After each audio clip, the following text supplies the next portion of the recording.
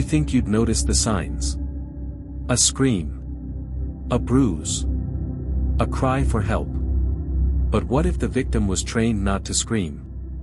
What if the prison was a house, and the bars were trust and love? This isn't just a story about abuse. It's a story about a slow, methodical erasure of a man's identity. And how he fought his way back from the edge of death. It began the way nightmares often do, subtly. No storm, no scream. Just silence. A quiet village in Bedfordshire. A young man, Alexander Skiel, barely 19, staring at the mirror in someone else's bathroom. Bruised. Hollow-eyed. Yet still convincing himself that love could fix this. That she didn't mean it. That things would change. But they wouldn't. Not long ago, he was a promising football coach, a twin, a son, a boy who once played on muddy fields with dreams bigger than his frame. The Alexander of that time was different. He laughed easily, trusted deeply, loved purely. He met her when he was 16. Jordan Worth. She was radiant. A straight-A student.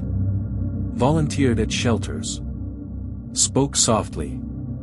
Smiled rarely, but when she did, it disarmed him. They met through mutual friends during a school presentation. She seemed like the kind of girl who noticed things others didn't.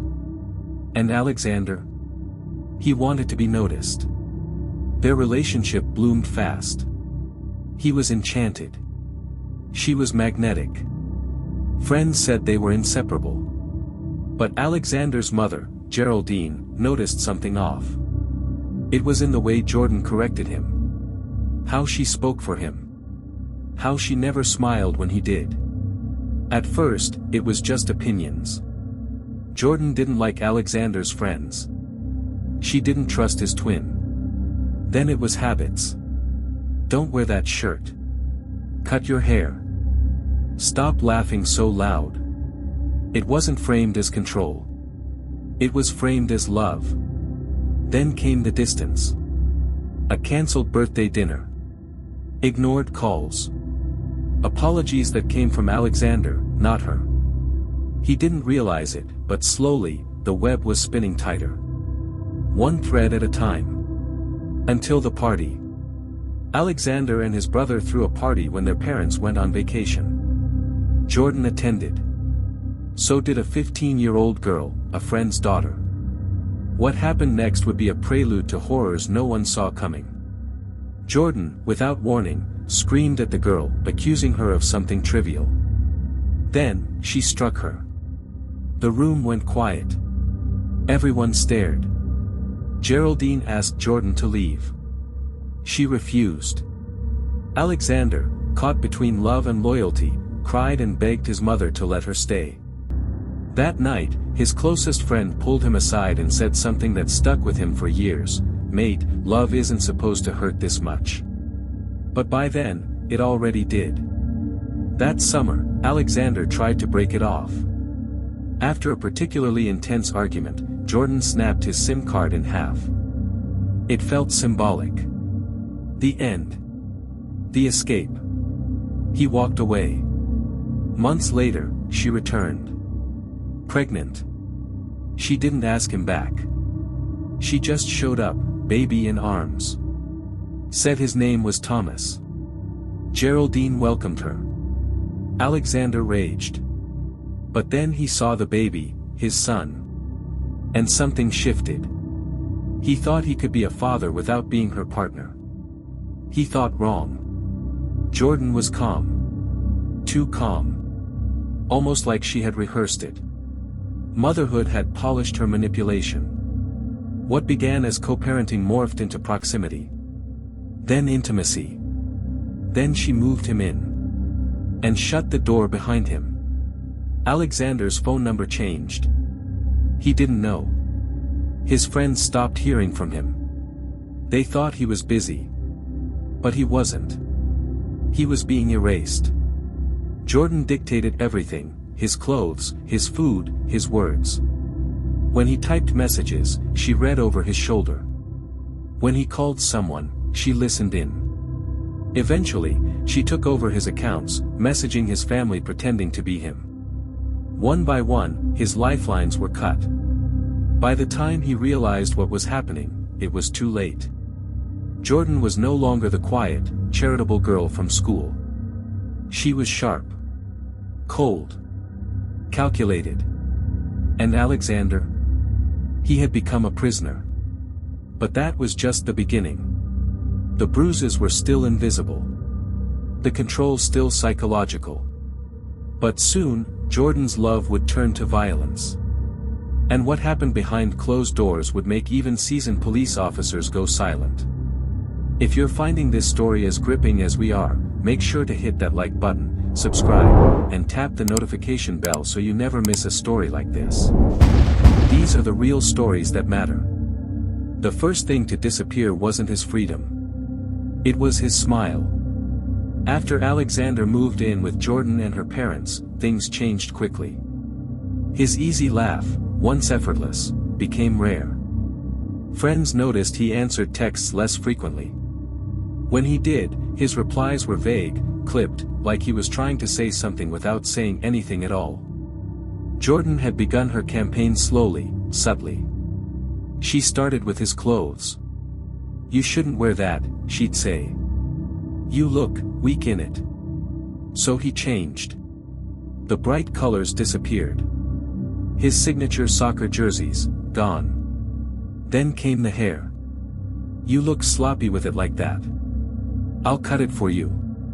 What seemed like harmless opinions morphed into unspoken commands. She dressed him, she groomed him, and most terrifying of all, she rewrote him. Piece by piece, Alexander Skiel was being remade into someone who wouldn't resist.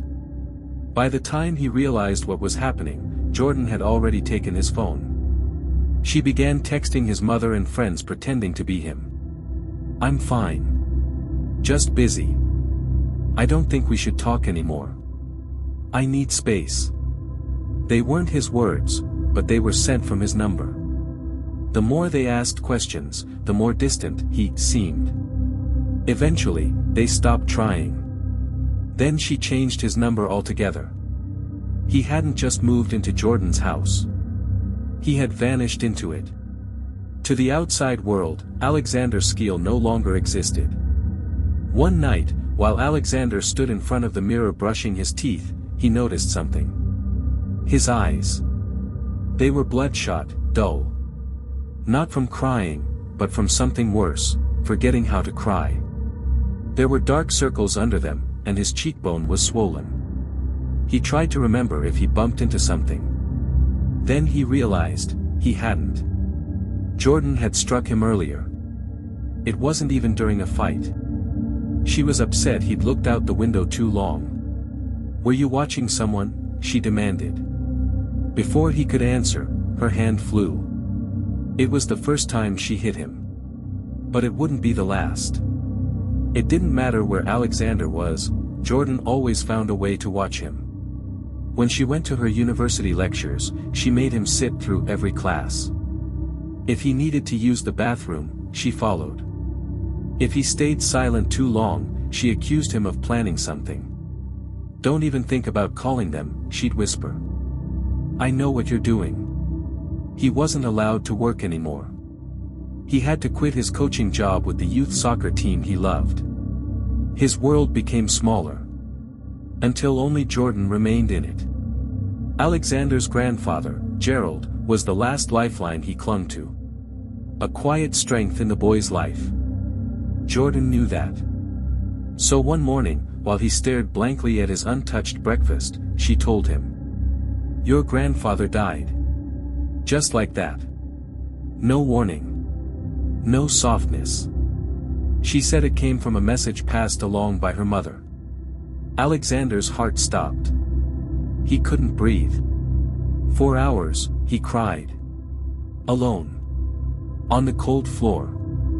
But that night, when she caught him whispering Gerald's name in a prayer, she laughed. "I made that up," she said. "But now I know how weak you really are." Alexander didn't sleep that night. Not because of grief. Because he finally realized, this wasn't about control anymore. This was cruelty. Back in his hometown, a few childhood friends had started talking. "Have you seen Alex online lately? Something feels off." A Facebook profile under his name started posting erratic, angry rants, things Alexander would never say. But when they reached out, he responded with bitterness. Or, someone did. One friend, frustrated, messaged back. "If this is really you, send a voice note." They never got one. They knew something was wrong. They just didn't know how wrong. It was a hairbrush. One day, during a drive, Jordan reached into the back seat, grabbed it, and swung it into Alexander's mouth. His tooth cracked instantly. He said nothing.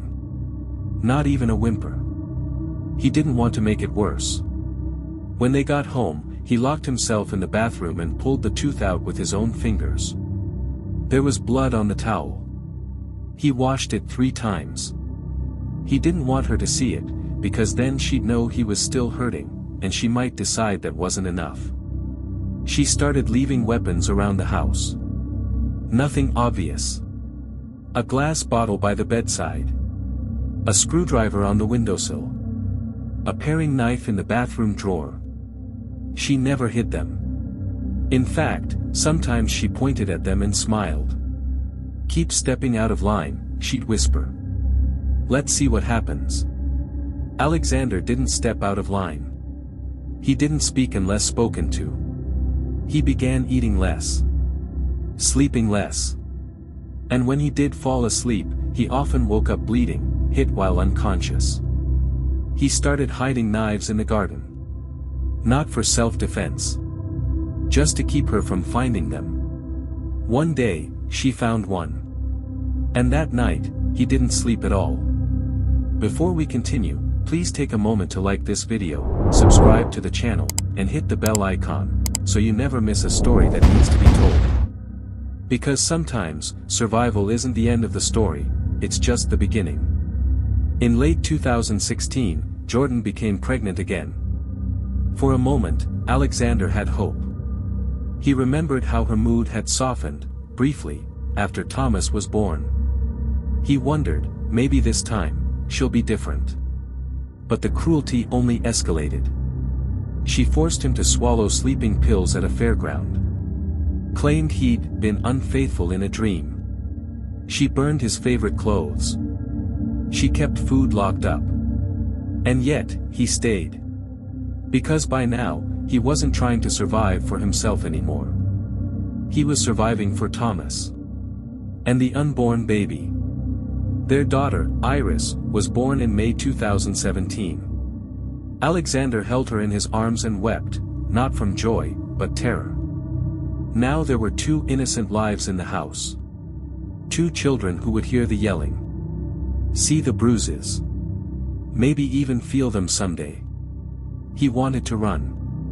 But if he left, who would protect them? The house was quiet. Not peaceful, just quiet in the way cemeteries are. Alexander had spilled a cup of tea. That was all it took. Jordan's voice was calm. Too calm. "Do you like hot things?" she asked. "Let me show you something hotter." Before he could move, she threw a full kettle of boiling water across his chest. It hit like lightning, searing, instant, and suffocating. His skin peeled on contact. His screams echoed into the walls, then dropped into silence. She let him sit in a cold bath for a moment, then pulled him out mid-soak. "That's enough comfort," she said. "You're not done suffering yet." The burn hadn't healed. Days passed. Then, during another argument, about nothing, about everything, she grabbed a bread knife. She didn't scream. She didn't flinch. She slashed down hard across the back of his hand, the blade tearing into the soft web between his fingers. Alexander gasped. He didn't cry out, he had learned not to. Blood gushed. He wrapped the wound in the only cloth nearby, an old football sock. "Don't you dare bleed on the carpet," she warned. He apologized for bleeding. For existing. It wasn't the screams that made the neighbor pick up the phone. It was the silence that followed. A long, dreadful pause, then a crash. Then a baby crying. Something was wrong. Something had been wrong for a long time. The neighbor dialed emergency services. No dramatic 999 call. No panicked shouting. Just a quiet, careful voice. "I think someone's getting hurt in there." When the police arrived, Jordan was calm, composed, and cooperative. Alexander stood behind her, face pale, blood still seeping through the sock. "He does this," she said, placing a soft hand on his arm. "He self-harms sometimes. Mental health, you know." The officers looked at him. His eyes darted left. Then right. He nodded. "Yes. I did this." The officers left. And outside the window, Jordan smiled at the neighbor watching through the curtains. June 10, 2017. Police returned, this time for a welfare check. Something in that first visit didn't sit right. One officer insisted on coming back. He wasn't even scheduled to be on shift. Call it instinct. Call it fate. When he saw Alexander, he froze. The young man stood barefoot in the doorway, lips cracked, eyes sunken. His shirt hung off his frame like it belonged to someone else. He winced with every movement. The officer asked if they could talk, in the car. For a moment, Alexander looked back at the house. Jordan watched from the kitchen. Her arms were crossed. He hesitated. Then he stepped outside. Sitting in the patrol car, Alexander said nothing for almost a minute. Then, just 2 words. "It's real." The officer leaned forward gently. "Tell me everything." And he did. He talked about the isolation. The slaps. The bottle by the bed. The burns. The knife. The tooth. And the worst part. He said, "I didn't leave because I was afraid she'd hurt the kids." Tears fell, not from pain, but relief. Someone finally believed him. Within hours, Jordan was arrested. Alexander was taken to a secure safe house. He was offered a hot meal. He didn't know how to respond. He asked if he could eat alone. He couldn't remember the last time he'd eaten without fear of being watched. The nurse who checked his weight paused. "This can't be right," she whispered. He was severely underweight, borderline organ failure. His wounds, both internal and external, painted a picture of long-term abuse. Doctors later confirmed. He had less than 10 days to live. One scan changed everything. Alexander had developed hydrocephalus, fluid in the brain, a direct result of being struck on the head repeatedly. Too many nights waking up to a blow. Too many mornings pretending he hit the cupboard. He was 21 years old. And yet, his brain showed signs of long-term trauma typically seen in middle-aged abuse victims. If he hadn't been rescued when he was, he would have died quietly, behind a closed door, in a house no one noticed. Every view, like, and subscribe helps us tell the stories of the silenced. If this story grips you, share it. Because someone out there needs to hear that they're not alone, and they deserve better. At the station, Jordan showed no remorse. She smirked during questioning. Bragged about how she used bottles, brushes, even butter knives. "You should have seen how he cried," she said. "Like a baby." One detective leaned forward and asked, "Why did you do it?" Jordan paused. "Because I could." That statement was enough. Investigators pushed forward with 17 charges, each more damning than the last. And for the first time in UK history, a woman was formally charged with coercive control. As he sat in the courtroom months later, Alexander didn't look at Jordan. He focused on the papers in his hand. Evidence. Photographs. Records. Truth. She pleaded guilty. Not out of guilt, but strategy. Alexander knew that.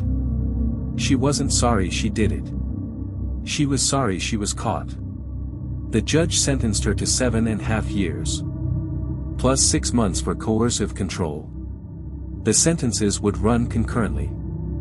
A life shattered, wrapped up in less than a decade.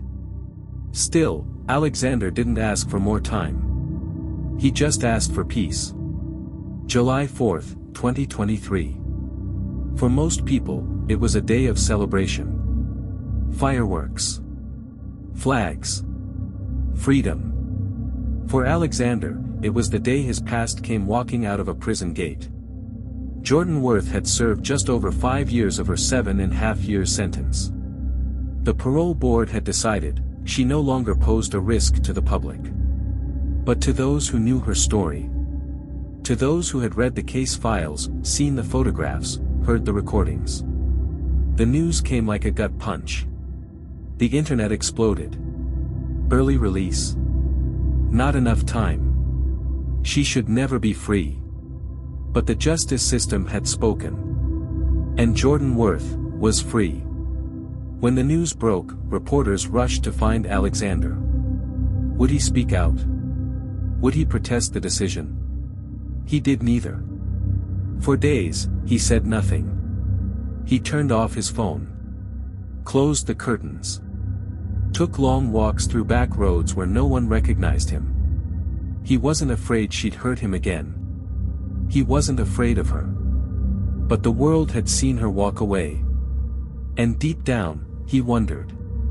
Did they really believe him? Or had they already moved on? A week later, Alexander walked into a tattoo studio. He pointed at a scar on his forearm, a mark left behind by one of Jordan's glass bottles. "Cover this," he said. "I want it gone. I want her gone." He didn't want a quote. Or a symbol of peace. He wanted something strong. So they inked a roaring tiger. "This isn't just a cover-up," he told the artist. "It's a warning. I survived." That tattoo became a turning point. He decided if she could walk free physically, he would walk free emotionally. Alexander returned to the one place he had always felt safe, the football field. He applied for a coaching license again. He trained quietly. Patiently. Without press coverage. Then one day, he stood in front of a team of teenage boys. "We don't just play here," he told them. "We grow here. We survive here. We fight for each other." He designed new team jerseys. On the sleeves, one subtle patch. Mankind, UK's helpline for male victims of abuse. His players didn't ask questions. But one boy, after practice, stayed behind.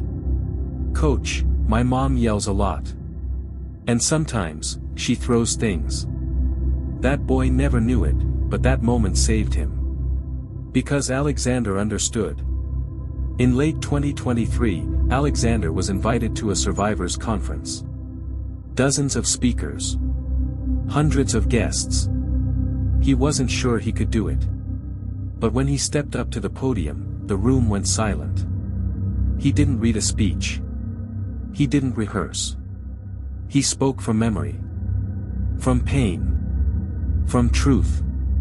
"Everyone asks me why I didn't leave sooner. Why I stayed. But no one asks what she did to make me stay. Because it wasn't love. It was fear. Fear of what she'd do to our kids if I disappeared. Fear of not being believed. Fear of dying, yes, but more than that, fear of dying unheard." The room gave him a standing ovation. But he didn't smile. Not that day. "I don't want applause," he told the organizer. "I want awareness. If you or someone you know is suffering in silence, let this story be your sign. You are not weak. You are not alone. And you are not to blame. Like, subscribe, and share this video. You never know who might need it right now." Thomas and Iris were growing fast. They didn't know the full story yet. They knew Daddy loved them. That he lived somewhere else now.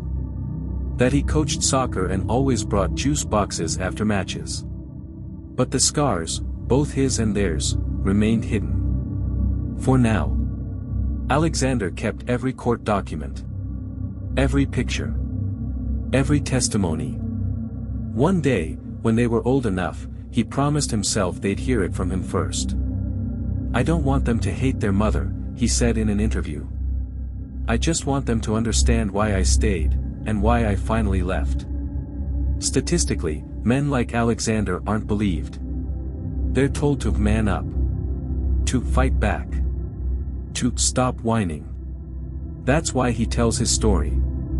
Not because it's easy. Because it's rare. And that rarity makes it dangerous. "If I had been a woman, they would have believed me faster," he once said. "But I was a man. So I had to almost die first." He became an official ambassador for male abuse victims. He joined roundtables with lawmakers. He spoke at schools. He wrote letters to young men whose stories mirrored his own. And every time he spoke, someone new came forward. In early 2024, Alexander wrote an open letter to Jordan. He never sent it. But he read it aloud once, at a support group. It read, "You didn't just hurt me. You made me question the value of my life. You rewired my brain to associate love with punishment. But I'm here to tell you, it didn't work. Because today, I laugh. I cry. I coach. I breathe. I live. And most importantly, I help others do the same. You thought you were writing my ending. But all you did, was mark my beginning." There wasn't a dry eye in the room. Alexander Gerald Skiel's journey is more than a survival story. It's a testament to the human spirit, its capacity to endure, to rise, and to transform pain into purpose. His silence nearly killed him. But his voice? It's saving lives. His story dismantles the harmful myth that domestic abuse only happens to women, that men cannot be victims, or that their suffering is somehow less valid. Abuse wears many faces. It doesn't discriminate by gender. It thrives in shadows, in silence, in homes that look normal from the outside.